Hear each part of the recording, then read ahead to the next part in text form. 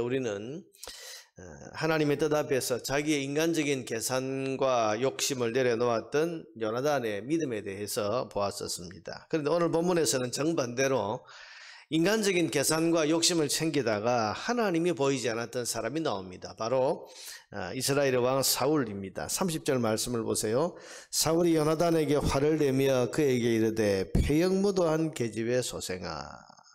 지금 욕심에 가려서 자기의 친아들을 향해서 패역무도한 계집의 소생이라고 하는 막말을 지금 하고 있습니다. 지금 사울이 얼마나 욕심으로 마음이 지금 가득 차 있는가. 왕위를 지키려고 하는 그 욕심, 그리고 또 자기의 부하 권세를 놓치지 않으려고 하는 그런 마음의 욕심이 얼마나 강했던지. 다윗이 지금 눈앞에 보이지 않는데 어디 갔냐? 그러니까 저 베들레헴에 가족 제사를 지내러 갔습니다. 그랬더니 불같이 화를 내면서 지금 죽어야 할 그런 다윗을 살려보냈으니 네가 큰 잘못을 했다고 하면서 요나단을 꾸짖으면서 하는 말이 패역무도한 계집의 소생아.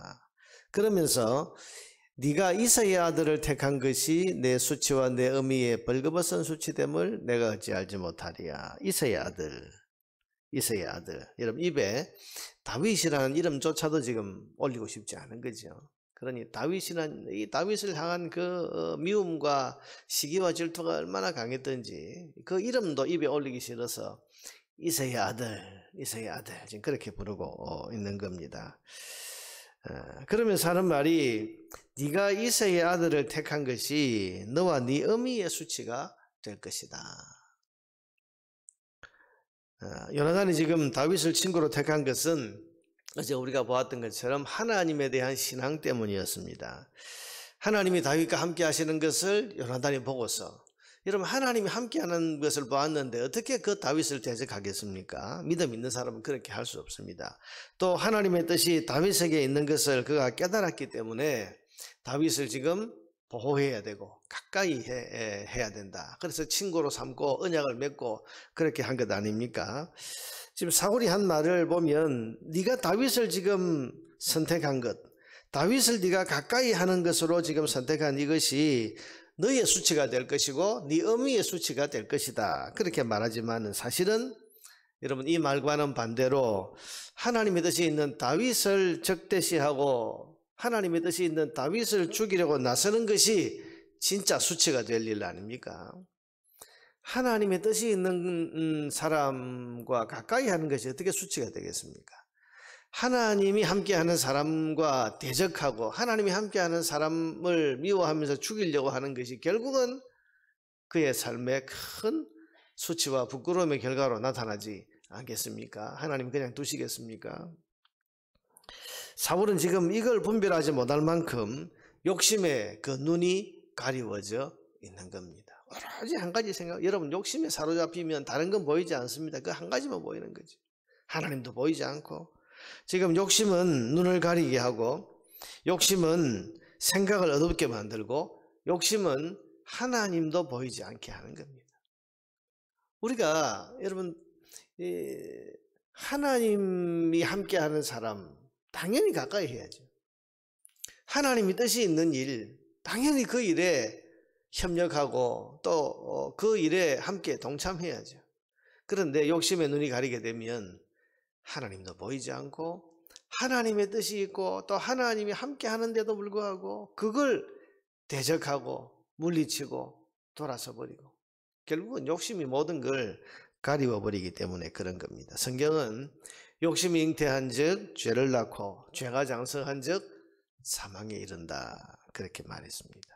왕위를 지키고 싶은 그 욕심, 자기가 누리는 부와 권세를 절대로 놓치고 싶지 않은 그런 욕심이 결국 사울이 하나님을 대적하게 하는 자리에 이르게 했고 하나님의 뜻에 감히 도전을 하려고 하는 그런 이유가 되었던 것입니다. 그런 걸 보면 여러분 탐심은 우상숭배라는 성경 말씀이 있는데 마음의 욕심은 하나님이 아닌 다른 것을 내 마음에 가득 품고 그걸 섬기는 것이기 때문에 욕심이 우상숭배다 그렇게 말하는 것이 참 적절하다는 생각이 듭니다. 지금 사울에게는 마음에 있는 그 욕심이 지금 우상이 되고 있고 그 마음에 가득한 욕심 때문에 하나님도 하나님의 뜻도 보이지 않는 망하는 길로 가고 있는 겁니다.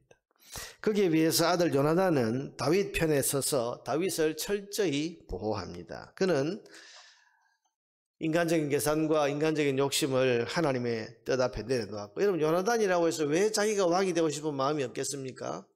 요나단이라고 해서 뭐 마음을 완전히 비우고 자기는 거기에 대한 아무 그런 어떤 욕심 한 점 없이 그렇게 살았겠습니까? 아니죠. 그도 왕이 되고 싶은 마음이 있었겠습니까? 인간적으로. 그런데 여러분, 하나님의 뜻 앞에서 그것을 내려놓을 줄 아는 것. 하나님의 뜻 앞에서 인간적인 계산과 인간적인 욕심을 내려놓고 하나님의 뜻 앞에 순종할 수 있었던 것이, 그게 요나단의 믿음이고 요나단의 삶이었습니다.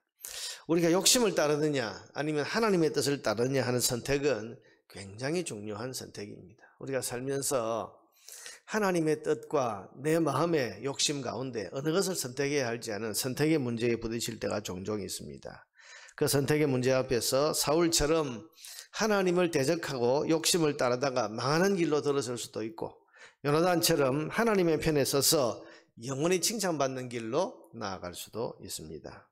사랑하는 여러분, 욕심과 또 하나님의 뜻 사이에서 항상 하나님의 뜻을 선택하고 순종할 수 있게 되기를 바랍니다.